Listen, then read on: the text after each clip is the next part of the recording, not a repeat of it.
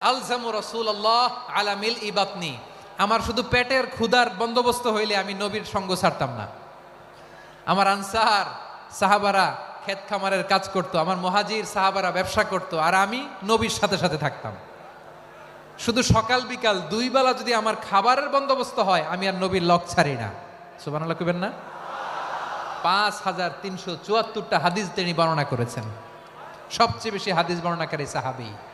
হাদিস প্রিজার্ভেশনের কাজে বিশ্বনবী ওনাকে কাজে লাগিয়েছেন। উনি একদিন বলেন, ইয়া রাসূলুল্লাহ আসমাউ মিনকা কাসীরান ফালা আহফাজু, নবী অনেক কথা শুনি আমার মনে থাকে না। বিষ্ণু বললেন, তাই? উবসুত রিদাক, তোমার চাদরটা বিছাও। আবু হুরায়রা বিছালেন, বিশ্বনবী হাত বুলায় দিলেন, এরপরে অনেক হাদিস বর্ণনা করলেন। আবু হুরায়রা বলে, তারপর থেকে বিশ্বনবী যাই বর্ণনা করে আমি শুনি আর একটাও ভুলি না। এখন সুবহানাল্লাহ।